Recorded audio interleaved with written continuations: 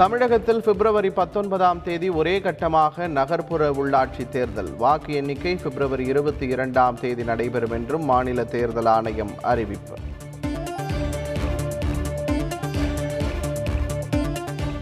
நாளை மறுதினம் தொடங்குகிறது வேட்புமனு தாக்கல். மின்னணு இயந்திரம் மூலம் காலை 7 மணிக்கு வாக்குப்பதிவு தொடங்கும் என்றும் அறிவிப்பு.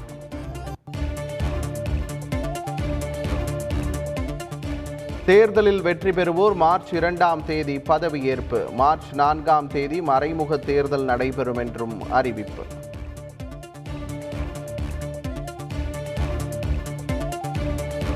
நாளை திமுக மாவட்ட செயலாளர்கள் கூட்டம். நகர்ப்புற உள்ளாட்சி தேர்தல் தேதி அறிவிக்கப்பட்டுள்ள நிலையில் ஆலோசனை.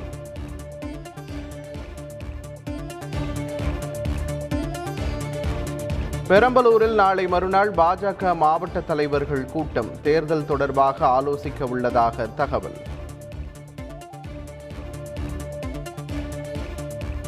திருப்பூரில் சுற்றித் திரியும் சிறுத்தை நாயை வேட்டையாடியது. பொதுமக்கள் வெளியே சுற்ற வேண்டாம் என வனத்துறை அறிவுறுத்தல். தமிழகத்தில் மேலும் 29,976 பேருக்கு கொரோனா. ஒரே நாளில் 47 பேர் உயிரிழப்பு என்றும் சுகாதாரத்துறை தகவல். தமிழக அரசின் தமிழ் வளர்ச்சித்துறை விருதுகள் அறிவிப்பு. நாஞ்சில் சம்பத்துக்கு 2021ஆம் ஆண்டுக்கான அண்ணா விருது.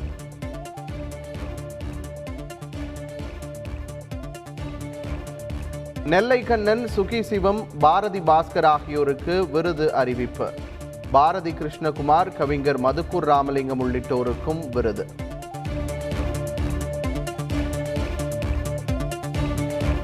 உயிர்மை மாத இதழுக்கு சீபா ஆதித்தனார் விருது அறிவிப்பு. மலேசிய தமிழ் எழுத்தாளர் சங்கத்துக்கு தமிழ்த்தாய் விருது.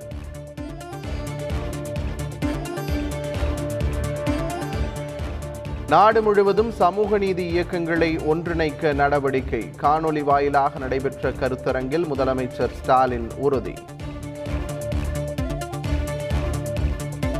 டெல்லி குடியரசு தின விழாவில் கொடியேற்றினார் குடியரசுத் தலைவர் ராம்நாத் கோவிந்த். பிரதமர் நரேந்திர மோடி உள்ளிட்ட தலைவர்கள் பங்கேற்பு. சென்னையில் குடியரசு தின விழா நிகழ்ச்சியில் முதலமைச்சர் ஸ்டாலின் உள்ளிட்டோர் பங்கேற்பு. தேசிய கொடியை ஏற்றி வைத்து அணிவகுப்பு மரியாதையை ஏற்றார் ஆளுநர் RN ரவி.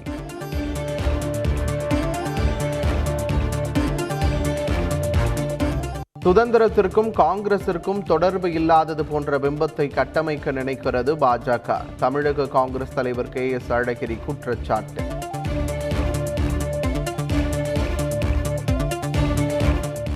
வாகா எல்லையில் கொடி இறக்கும் நிகழ்ச்சி. இந்தியா மற்றும் பாகிஸ்தான் ராணுவ வீரர்கள் மிடுக்கான வீறு நடை.